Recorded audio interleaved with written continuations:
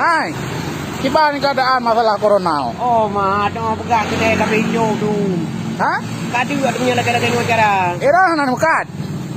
Baru 2 hari ber aku di aku.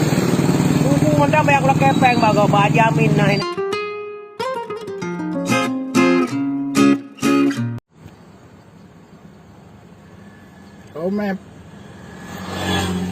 Omem Pak Salam gue Pak Eka buka gedulak Honda Pak Salam. Pe ada wawancara Pak Salam le gimana masalah corona ka. Buka gedulak Honda Pak Salam.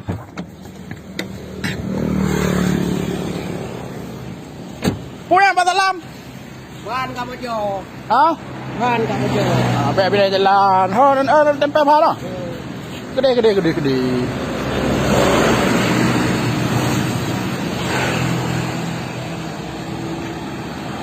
Jadi, anak urun tempe lang gimana? Ada pegang. Hah? Hai panen mau urung kai jo kedai. Cok gede. Lepedang lena. Tak ada bro. Tak.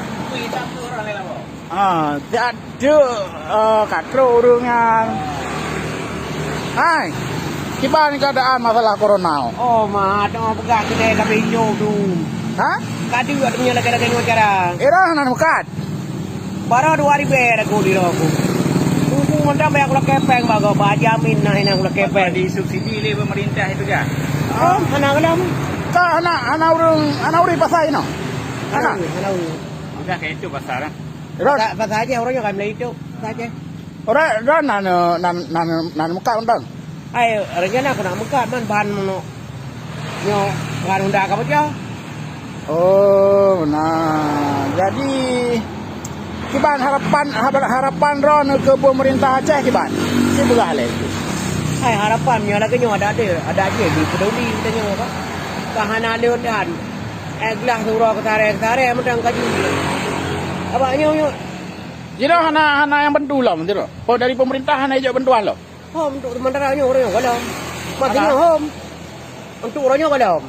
Aceh nak sampaikan betul harapan Ron ke pemerintah Aceh, ke Bapak PLT, ke Pak Bupati. Hai harapan kamu rakyat di Banjara, di bapak kamu kan membantu kamu kan. Kamu rakyat ubu katanya. Kahana lu. Mubacun mentong. Sebab pulamnya tengah corona lagi noi kamu bila buka hana lagu urang hana. Bagi Banjara baganya lah yang god. Nyan harapan ulun tuan. Jadi nyo kiban cara maya urang tempe bahan Honda anak truk lah. Hana ulun tempe bahan. Kira bahan lepas apa tayo. Oh, tapi kan nepedut nepreh le an. Ai. Ini bukan tempe bahan ni dok dan. Hana baju benar. Adalah harapannya Pak Salam itu. Hana baju. Oh. Ya, Pak.